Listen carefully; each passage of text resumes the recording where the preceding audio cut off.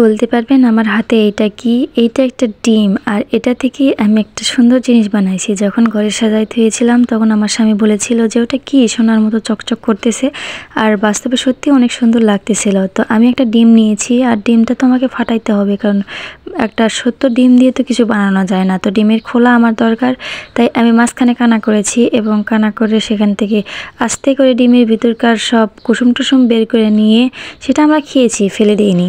আর ঠোলাটা অনেক সুন্দর করে পরিষ্কার করে রোদে শুকায়ে তারপরে আমি সুন্দর করে ওখানে সাদা কালারটা করে নিয়েছি। আর ওটার উপর সরাসরি রং করতে গেলে ভালো লাগতো না, তাই সাদা কালার করে নিয়েছি। আর তারপরে আমি কালো কালার দিয়ে এখানে ফুল আঁকাবো।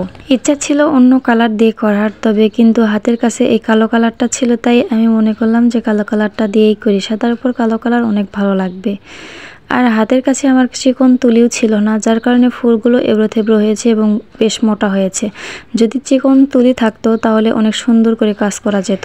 এখন হাতের কাছে আর কিছুই পাওয়া যায় না, কারণ মনটা বুড়ো হয়ে গেছে। কখন কোথায় কি জিনিস রাখি আমার নিজেরও মনে থাকে না, তাই অনেক জিনিস এরকম হারিয়েও যাচ্ছে। যখন যেটার দরকার তখন সেটা আর পাবো না। যদি ডিমটা মধ্যে না ফাটাইয়া উপর বা নিচে ফাটাইতাম তাহলে এখানে সুন্দর করে একটা টপ বানানো যেত। এই ডিমটা একটা টপ বানানো যেত, একটা ফুল উপরে দিয়ে সুন্দর করে আরও সুন্দর করতাম। কিন্তু আমি এটা না ভেবেই প্রথমে আমি মাঝখানে কানা করেছিলাম, তখন এতটা আমার মাথায় বুদ্ধি হয়েছিল না। তো আমি নেক্সট টাইম যখন আমি ডিম নিয়ে কাজ করব তখন আমি এই কাজটাই আগে সর্বপ্রথম করব। ওপরে আমি ছিদ্র করব এবং সুন্দর করে সেটা টপ বানানোর চেষ্টা করব। যদি আপনারা ওই ভিডিওটা আমার কথা মতো ওই রকম কিছু দেখতে চান, পছন্দ করেন, তাহলে অবশ্যই কিন্তু কমেন্টের মাধ্যমে জানাবেন। যদি আপনাদের আগ্রহ বেশি থাকে তাহলে আমি জলদি সেই ভিডিওটাও নিয়ে আসব। তো আমার সুন্দর করে কালো রং করা হয়ে গেল। এখানে ব্যবহার করব আমি এখন সোনালি কালার। সোনালি কালার দেওয়ার পরে মনে হচ্ছে যে আমি মনে হয় সোনার উপর রং করতেছি।